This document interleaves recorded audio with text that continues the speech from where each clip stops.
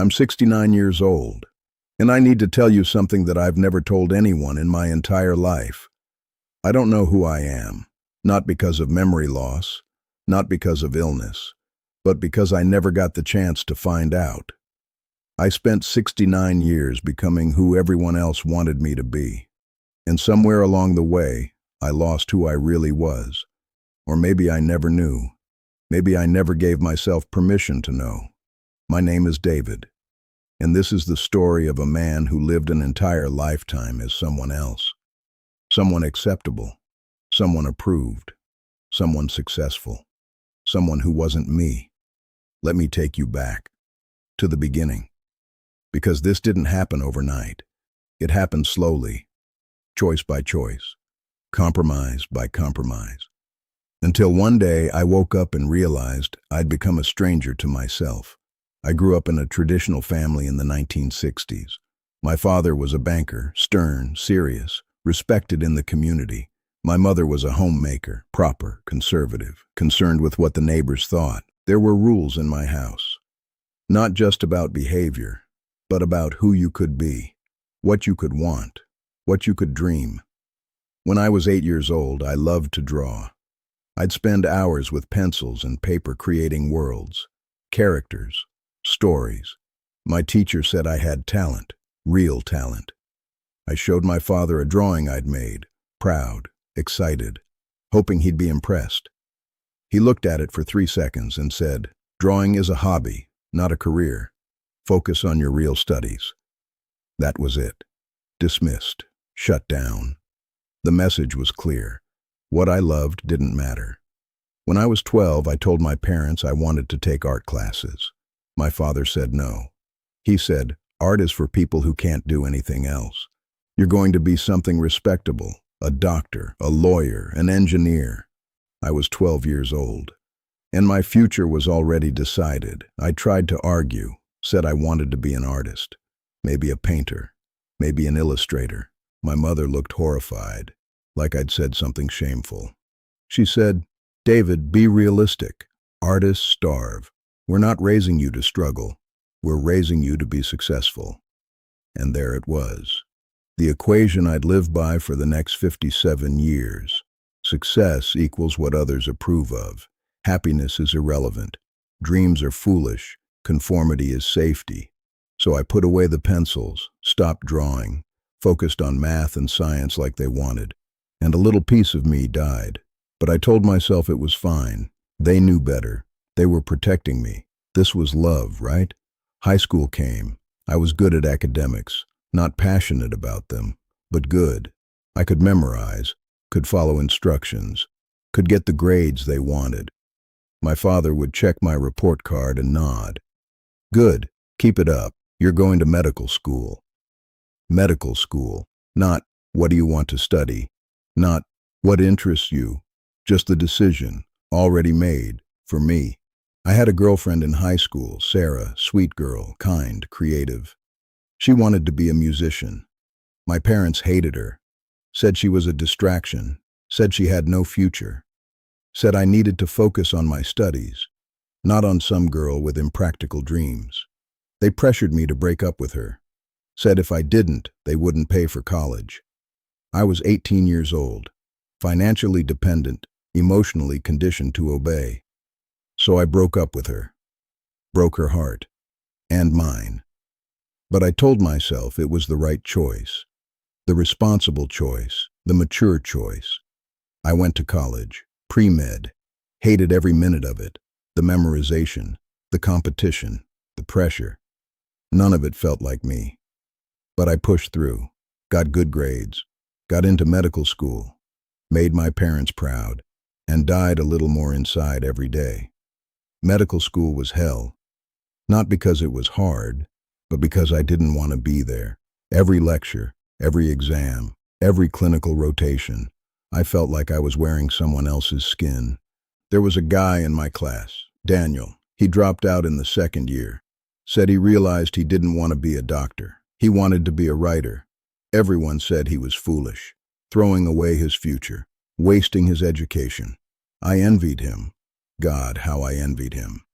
He had the courage to say no, to choose himself, to risk everything for authenticity. I didn't have that courage. I graduated, became a doctor. My parents threw a party. Everyone congratulated them. "You must be so proud. Your son, the doctor." Nobody asked if I was happy. I started practicing. Internal medicine, respectable, stable. Exactly what my father wanted. And I was miserable. But I smiled, went to work, saw patients, came home exhausted. Repeated it day after day after day. When I was 29, my parents started pressuring me to get married. Not because I'd found someone I loved, but because it was time. It was expected. It was what successful men did. They introduced me to Margaret, daughter of their friends, good family, proper upbringing, conservative values. We dated. Not because of passion, not because of connection, but because it made sense. Because she fit the picture. Because our parents approved. I proposed after 6 months. Not because I was in love, but because it was the next step, the expected step. We got married in 1985. I was 30 years old, and I was marrying a woman I barely knew because it was what I was supposed to do. Standing at that altar, I felt nothing. No joy, no excitement, no sense of beginning something beautiful, just obligation, duty, performance. I was playing a role, husband, and I played it well. Margaret and I had a marriage, not a partnership, not a love story, just a marriage. Two people living parallel lives under the same roof. We were polite, cordial, functional. But we didn't know each other, not really, because she'd married the man I was pretending to be, and I didn't know who I actually was underneath the performance. We had 2 children, a son in 1987, a daughter in 1990, James and Rachel. I loved them, I really did. But I was distant, always working, always tired, always playing the role of successful doctor and father. I provided for them. Good house, good schools, everything material they needed. But I never let them see me, the real me, because I didn't know who that was anymore. James loved music, wanted to play guitar, join a band. I discouraged him, just like my father discouraged me. I said, music is fine as a hobby, but you need to think about your future, college, career, stability. I heard my father's voice coming out of my mouth, and I hated myself for it. But I couldn't stop. I was trapped in the cycle, repeating the pattern, passing down the same prison I'd been locked in. Rachel wanted to study philosophy. I told her to choose something practical, business, law, something that would guarantee a job. She argued with me, said, "Dad, I want to study what I love." I said, "Love doesn't pay the bills. Be realistic." The same words that had killed my dreams were now killing hers. My medical practice grew. I became successful, respected, well paid. People would say, "You must be so fulfilled," helping people, saving lives. I'd smile and nod, play the part. But inside, I felt empty, like I was going through the motions of someone else's life. There were moments over the years, brief moments where I almost broke free. At 42, I saw a watercolor painting class advertised. Something stirred in me. That 8-year-old boy who loved to draw. I almost signed up. Almost. But then I thought, what would people think? A 42-year-old doctor taking painting classes. Ridiculous. Childish. So I didn't. At 48, I heard a TED Talk about living authentically. The speaker talked about shedding the false self, about having the courage to be who you really are. I sat in my car afterward and cried. Actually cried, because I knew. Deep down I knew I'd been living a lie for 48 years. But I didn't know how to stop. Didn't know how to start unraveling the performance. It had become so complete, so thorough, that I didn't know where the act ended, and I began. Margaret and I grew further apart over the years. We had nothing to talk about, no shared interests, no deep connection. We were roommates, co-parents, partners in maintaining appearances. When I was 55, she said to me one evening, "David, do you ever feel like we're strangers?" I said, "What do you mean?" She said, "I've been married to you for 25 years and I don't know you." "Not really. You never share what you think, what you feel, what you dream about. It's like you're not even here, like you're a ghost." She was right. I was a ghost, haunting my own life. I tried to explain, tried to say something real, but the words wouldn't come. Decades of suppression had left me unable to access my own truth. So I said, "I'm fine. Everything's fine." She looked at me with such sadness, and she said, "That's what you always say, but you're not fine, and neither am I." The children grew up and moved away. James became an accountant, safe, stable, just like I'd pushed him toward, but I could see it in his eyes, the same emptiness I felt. He was following my path, living someone else's dream. Rachel rebelled. She did study philosophy despite my objections. She's happy now, living authentically, making less money, but living a life that's hers. She barely speaks to me. When she does, there's distance, resentment. She said to me once, "You tried to make me into what you thought I should be instead of accepting who I am. Just like Grandpa did to you, and you don't even see it." That hit me harder than anything. I'd become my father, the man who'd crushed my dreams. I'd done the same to my children. Margaret asked for a divorce when I was 62. She said, "I've spent 32 years married to a man I don't know. I want to spend whatever time I have left living honestly. I hope you find that too someday." She moved to Colorado, started painting, joined a book club, made friends who knew her, the real her. I stayed in the house, kept working, kept playing the role, until 3 years ago, at 66, when I had a heart attack. Not a massive one, but enough to scare me, enough to make me face my mortality. I was lying in that hospital bed and I thought, if I die today, what have I lived for? What was my life about? And the answer terrified me. Nothing. My life was about nothing.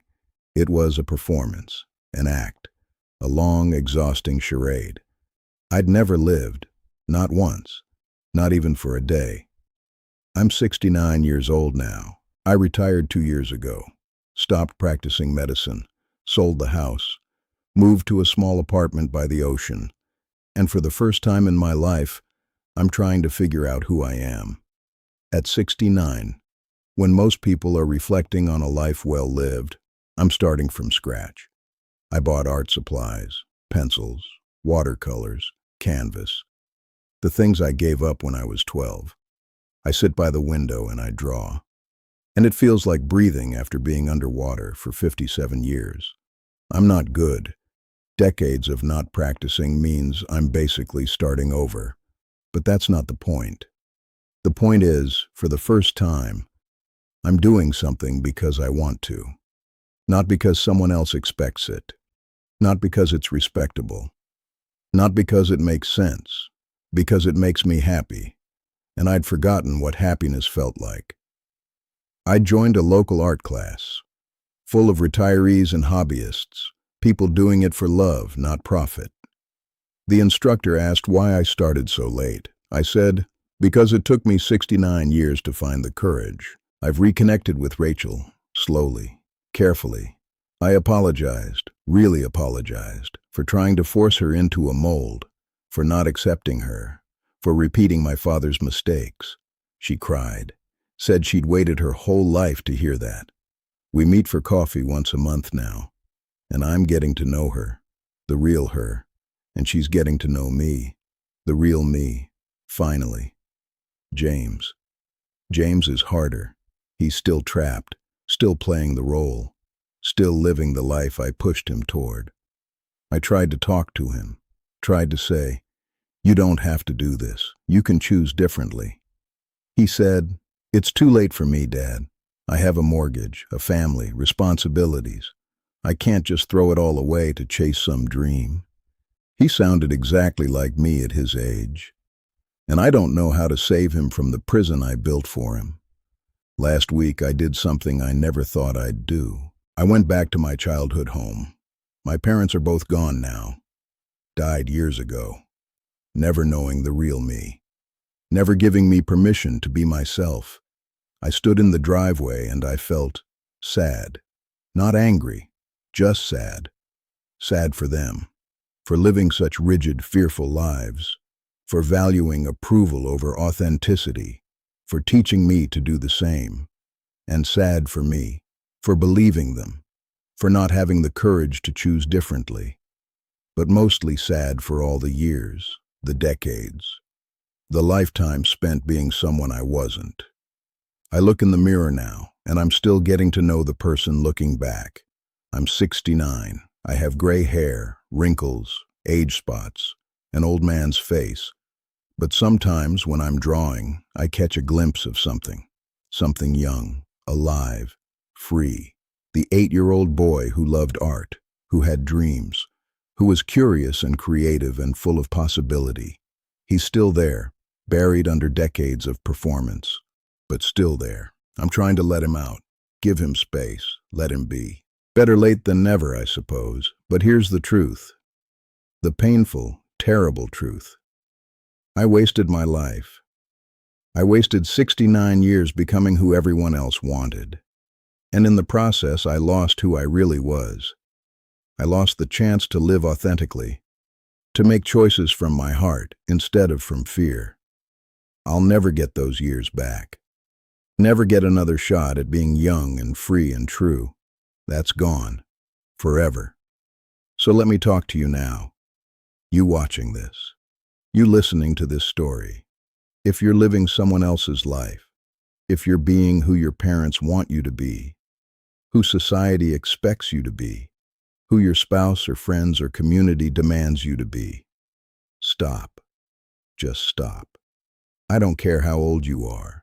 I don't care how invested you are. I don't care how much you'll disappoint people. Stop living a lie. Because I'm 69 years old. I'm finally being myself. Finally doing what I love.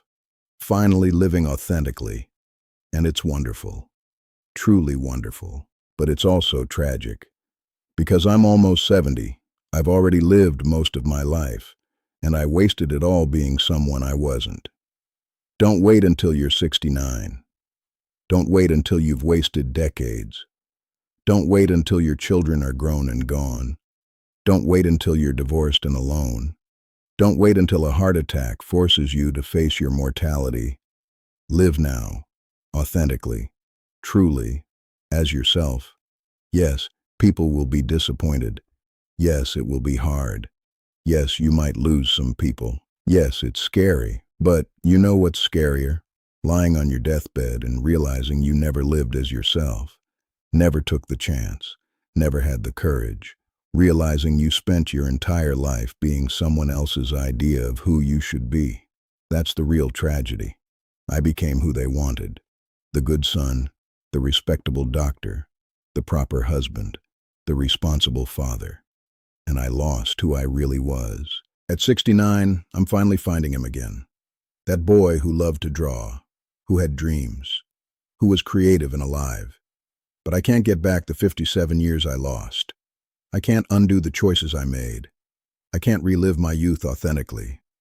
All I can do is live what's left, truly, honestly, as myself, and warn you, beg you, plead with you. Don't make my mistake. Don't become who they want at the expense of who you are. Because one day, you'll wake up, you'll look in the mirror, and you won't recognize the person staring back. And by then, it might be too late to find your way home. Be yourself. Now. Today. While you still have time. Because I'm 69 years old. And I'm only just learning who I am. Don't wait as long as I did. Please.